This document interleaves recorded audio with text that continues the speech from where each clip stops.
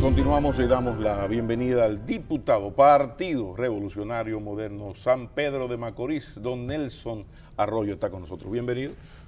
Buenas noches, don Pablo. La verdad que encantado de estar contigo. No había tenido la oportunidad de estar en este espacio. En otros espacios tuyos sí, pero en este bueno, no. Pero había estado en el Boulevard, sí, en el Sol, la Luna. Así es. Pero estas son las grandes ligas. Vamos a ver si es verdad que las cosas son como aparentan y que usted es tan fuerte como demostró ser en esa asamblea revisora. ¿Quién es Nelson Arroyo? ¿De dónde viene? Sé que es de San Pedro de Macorís, diputado desde el 2006, fue gobernador de la provincia, pero ¿quién es? ¿Sus valores? ¿De dónde viene? Bueno, yo vengo de una familia modesta, muy modesta, compuesta por 11 hermanos, como dicen popularmente, aquí hacen división 9 padre y madre. Soy graduado de Derecho de la Universidad Central del Este. También estudié locución en la Escuela Nacional de Locución con el profesor Otto Rivera. En mi juventud fui un participante. Eso no se agradece, esa aclaración de juventud. Usted es muy joven. No. Muy joven, muy joven. Bueno, usted se siente bien diciendo es joven, pues yo lo acepto. Vamos a ver.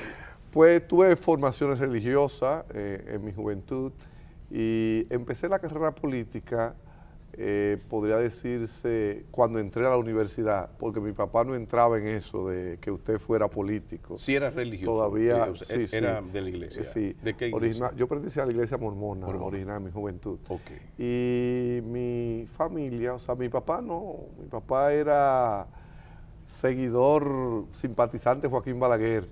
Y yo antibalaguerista rabioso. Es una de las cosas que pasa. Reafirmando el yo. Y entonces cuando me fui a la universidad, ahí es que entonces comienzo a desarrollar mi carrera política y tuve la oportunidad de ser regidor, primeramente en San Pedro de Macorís, posteriormente gobernador. ¿De qué año estamos hablando? Yo fui regidor electo en el 98, está siendo bastante joven. Fui designado gobernador en el 2000, que era el gobernador más joven del país. Exacto. Aspiré en las elecciones del 2002 a senador de la provincia de San Pedro, competí en ese momento con José Jacín y Lila Albuquerque, que era la presidencia de la Cámara, y aunque saqué más votos individuales que José Jacín como senador, la sumatoria de los diputados permitió que el Partido Reformista ganara la senaduría, independientemente que mi partido hizo un acuerdo soterrado por debajo con los reformistas para permitirle que retuvieran la plaza de San Pedro de Macorís y la de Higüey. O sea que esas cosas, esas bellaquerías no son nuevas de la política. La política siempre ha tenido flores de fango, pero también ha tenido sus miserias. Y a veces hay que entenderla, porque en ese momento de la historia política, el Partido Reformista quería hacer un pacto con el PLD para las congresuales y municipales del 2002. Y el PRD, que en ese entonces estaba en el gobierno, no quería. Pero fíjelo bien, caramba, que usted entiende esas alianzas. Sin embargo, usted no, por su discurso duro, no entendió para nada las intenciones de un presidente que decidió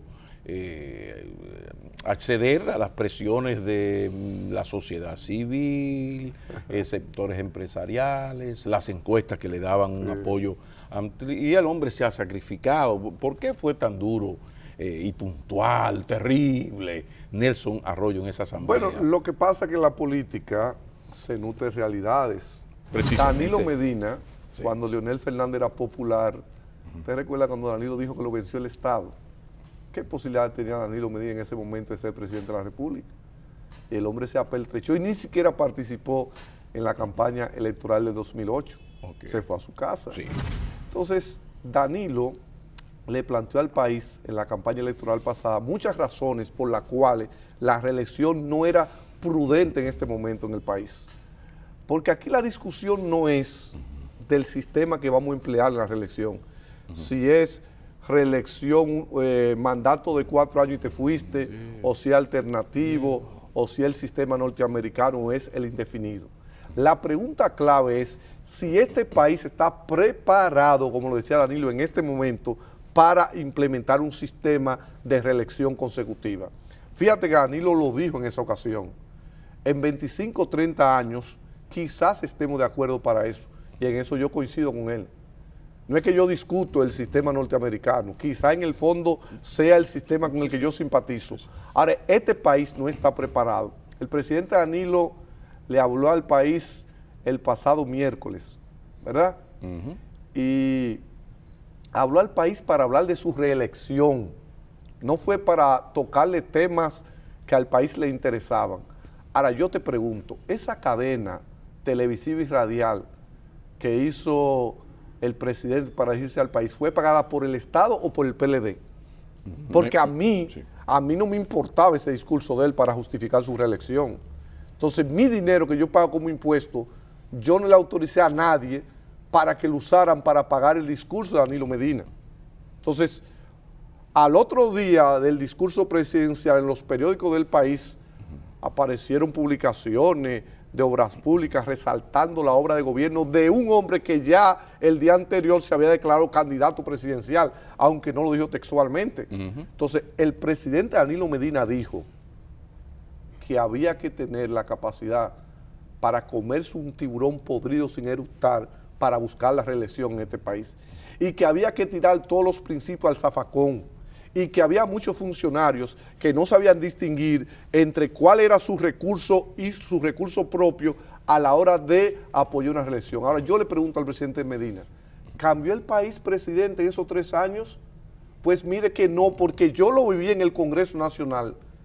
Viví lo que es el uso y abuso de los recursos para lograr una reforma. No, espérese, porque esas sí que son palabras mayores. Porque hasta ahora lo que hemos visto, un presidente que es cierto, había dicho todas estas cosas, ahora está tomando una decisión que se contradice con su posición, pero sí un presidente de un gran apoyo popular, los sectores económicos presionándolo para que aceptara. O sea, él ha hablado de unas circunstancias e incluso creo que en una parte del discurso dice que el gran apoyo popular fue que lo ayudó a atreverse a tomar esta decisión. Ahora, dentro de esta tolvanera terrible, Nelson Arroyo acaba de poner un elemento de compra. Yo creo que veía eso, caramba, no hay que comprar a nadie, no hubo que comprar a nadie finalmente porque sobraron votos, 38 votos. Explíqueme eso y cuáles son las pruebas, las evidencias de esa compra, porque se ha hablado así de compra.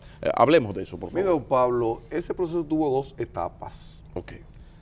La etapa donde Leonel Fernández no había pactado. En esa etapa, el Congreso Nacional era una especie de lugar donde se hacían todo tipo de ofertas, porque ellos estaban pensando en pasarla como quiera. Pero oferta es podemos, por ejemplo, reelección por reelección, el partido puede ayudarte a ser su candidato a eso. No, mire, don Pablo, eso es mentira. No, mire, datos, desde mi ignorancia pregunto. El PRD, antes del supuesto pacto que se anunció oficialmente, había 33 diputados que ya habían negociado con el gobierno. Miguel Vargas había salido del país.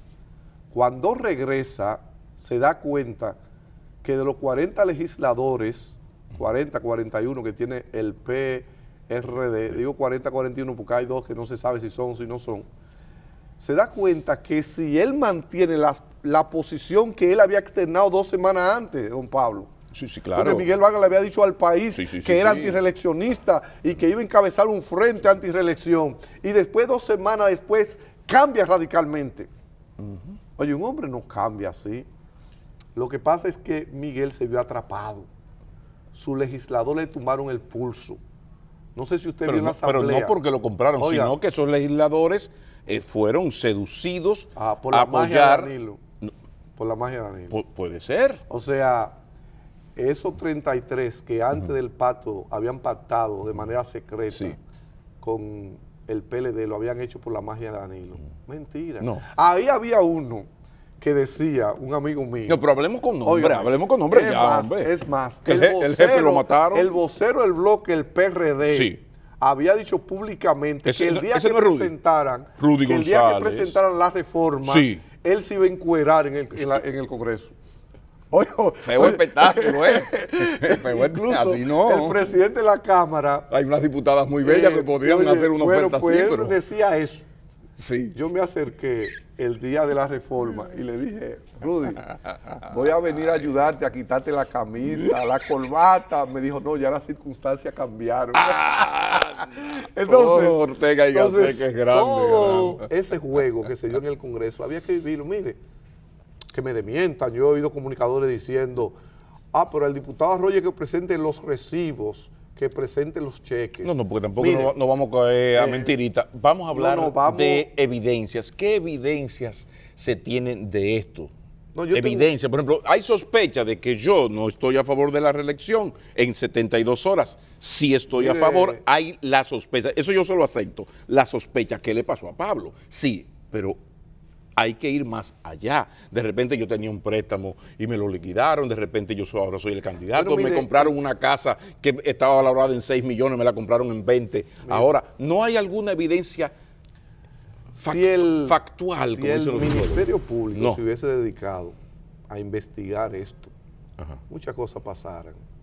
Lo que pasa es que uno no va a estar diciendo cosas comprometedoras frente a personas, ni tampoco investigando para decir X cosas. Por eso nosotros fuimos a la Procuraduría General de la República. Aunque muchos dijeron, no llevaron nada, nosotros le pedimos al señor procurador que iniciara un proceso de investigación. Hábilmente él dijo, yo no me voy a prestar a show. Es que no se puede. ¿Por qué es que nosotros le íbamos a decir lugares, personas, quiénes estaban ahí en ese lugar? En materia penal, la prueba testimonial es la prueba por excelencia. Contrario a la materia civil y la laboral, que es mixta, en materia civil la prueba por excelencia son la prueba escrita. En materia penal la prueba por excelencia son las pruebas testimoniales.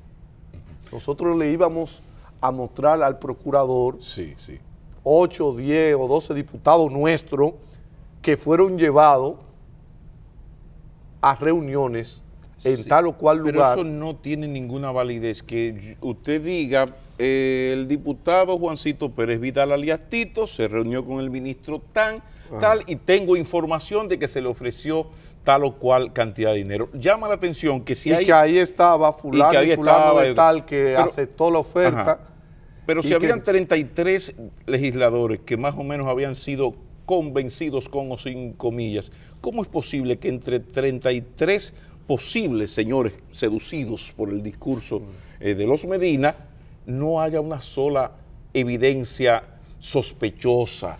Usted sabe de lo que yo estoy hablando. Ponía ejemplo. Mira, lo último un prestamito, una cosa, una compra rara. No hay una sola evidencia. Usted puede decir, mire, hermano, Juancito Pérez Vidal, tal cosa, tal cosa. No. Ese tipo de evidencia yo no la voy a dar. Ese tipo de evidencia. Pero fueron del procurador. Buscarla. Sí, pero eso ayuda. Pero hermano, que nos llame él, que nos llame, que posiblemente va a tener evidencia como esa y quizá otra. Pero ustedes más. Fueron donde él y lo que hicieron A fue decirle pedirle que dijeron tal o cual cosa. Incluso nosotros aquí, no dijimos nada. Aquí se utiliza es que mucho, nosotros no hemos hablado con él. Pero que aquí Pablo. se usa mucho lo del periodismo de investigación. ¿De qué se nutre nosotros? ¿De qué nos nutrimos?